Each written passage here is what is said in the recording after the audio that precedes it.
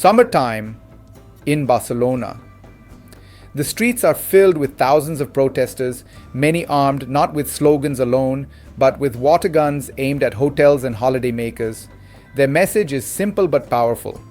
Mass tourism is destroying their way of life.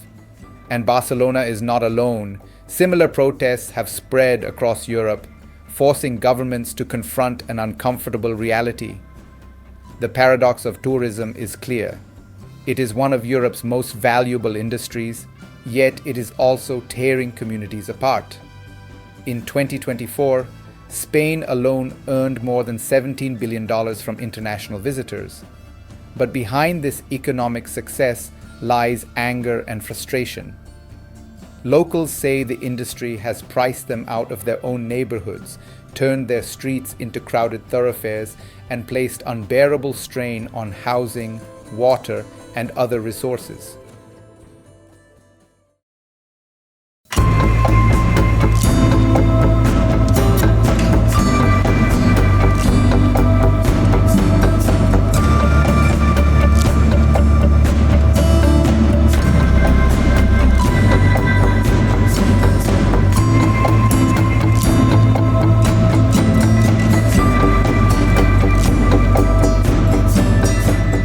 The backlash is not limited to Barcelona or Madrid.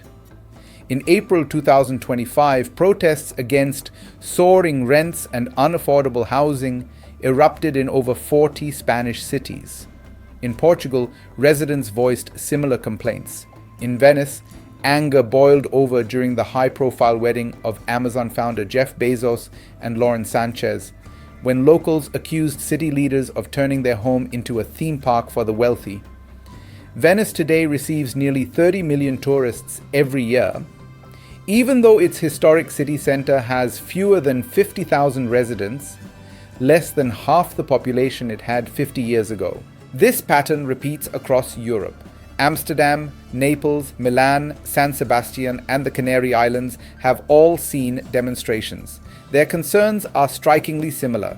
Short-term rental platforms are pushing out residents, rents are becoming unaffordable, and local communities are being hollowed out as tourists replace neighbors.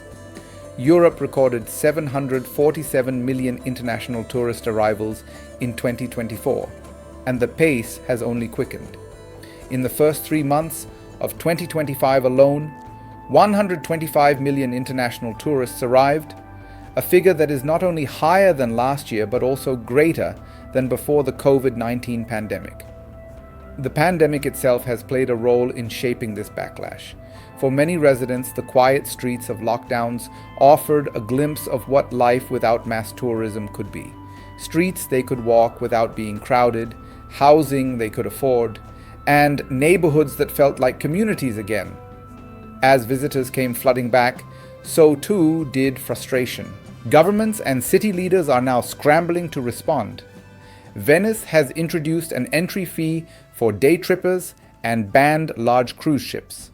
Spain's Constitutional Court recently backed a proposal to ban short-term rentals entirely by 2028.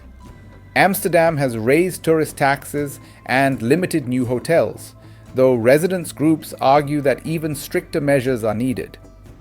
On Santorini, cruise ships that once unloaded tens of thousands of passengers daily are now capped at 8,000 arrivals per day, with each visitor paying a $23 tourist tax. Yet, despite these measures, the growth continues.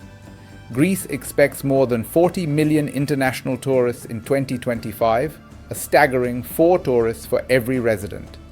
France, too, has recorded a surge, partly driven by changing travel preferences. Officials say more Canadians and Japanese are choosing Europe over the United States, avoiding the political climate under Donald Trump. The protests unfolding across Barcelona, Venice, Amsterdam, and beyond highlight a fundamental tension. Tourism brings undeniable economic benefits, but unchecked growth threatens the very fabric of the cities that attract visitors in the first place. Locals see their housing vanish, their infrastructure strained, and their culture commercialized. Many now believe that the money simply isn't worth the disruption. What began with water guns in Barcelona is now a continent-wide movement. Across Europe, residents are demanding their cities back, pushing governments to balance economic opportunity with the preservation of community life.